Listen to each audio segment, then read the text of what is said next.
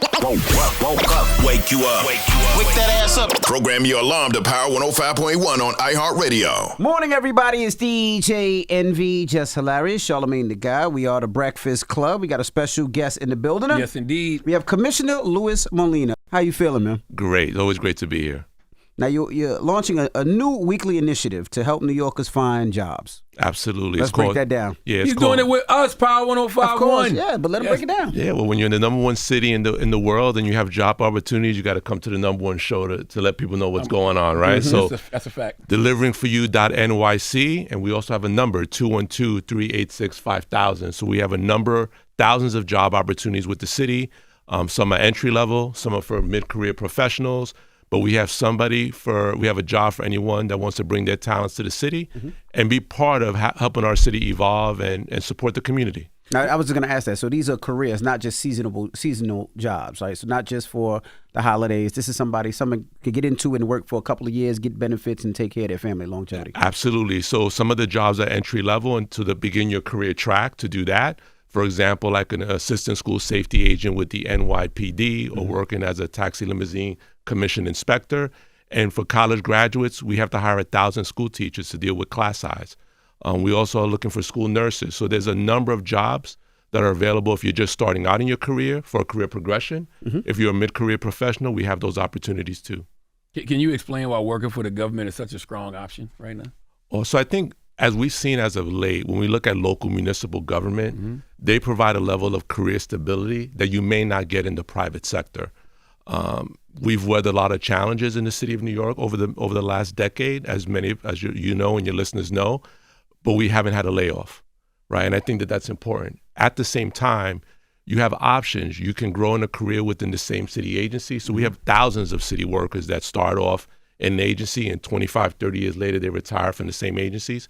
Myself, I had the honor of working at 5 different city agencies, right? So you can also port your career to other agencies while still maintaining your city credit towards your retirement and your pension. How did the recent shutdown affect some of those individuals? Because that's one thing when people talk about working for the government, that's always something that scares people. Yeah, so I think the recent shutdown really affected primarily federal workers and affected the federal workforce, which is different than working for a local government like the city of New York.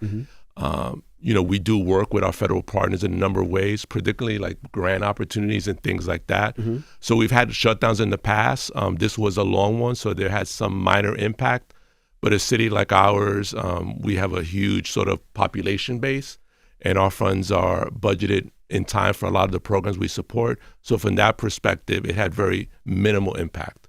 We know a recent change in a federal education policy makes nursing no longer classified as a professional degree. What would you say to people who still want to, pursue being a nurse, but they know it's not considered a professional degree anymore? Well, so I think what I would consider nursing in general as an advanced vocational job, right? Which also has to have the complement of an academic credentialing, depending on what you want to do in nursing, from being an LPN to being a full RN or to being someone that manages a cohort of nurses on a medical floor.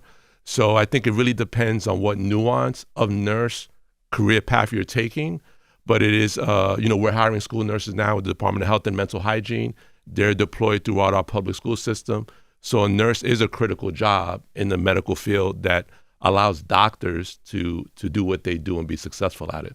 I wanted to talk about some of the no-degree jobs, people that don't have a college education. Sure. What are some of those jobs, and are those careers where they can increase to make some huge salaries? Yeah, absolutely. So I think one thing that's good about working for the city of New York specifically is we invest a lot in our staff.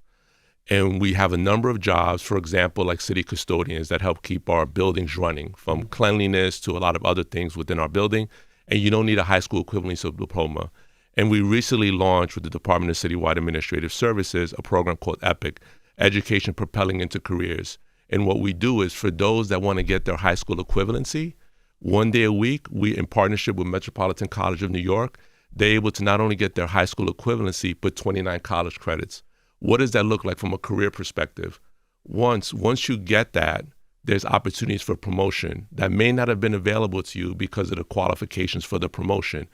But thousands of city jobs now open up for you because some city jobs do require a level of college credits, a high school diploma.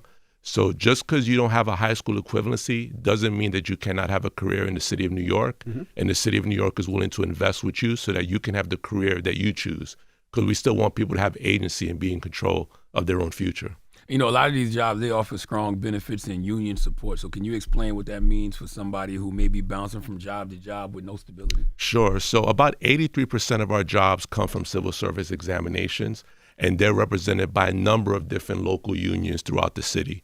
So one thing good about union, being a member of a union, and I've been a member of many of the unions where I worked for the city, is that it allows you to have someone that can advocate for you when you might have challenges at work, a set of resources. Being a member of a union, they also help negotiate your salary and increases in compensation with the collective bargaining agreements that the union have. And New York, the city of New York, has a really special place in partnership with all of its labor unions and leaders.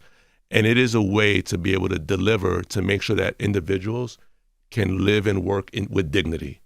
So being a member of a union job really is a big benefit working for the city of New York.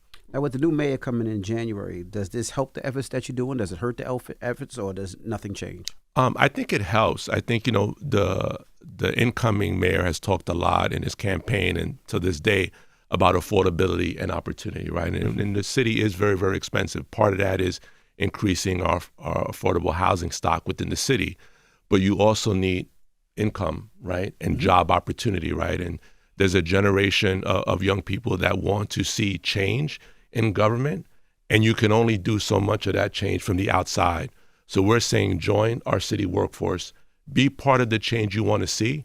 And I think when he talks about class size and improving education, us doing this recruitment drive to fill 1,000 teacher jobs, it's what's going to let people know what opportunities exist if you want to be a school teacher, as an example.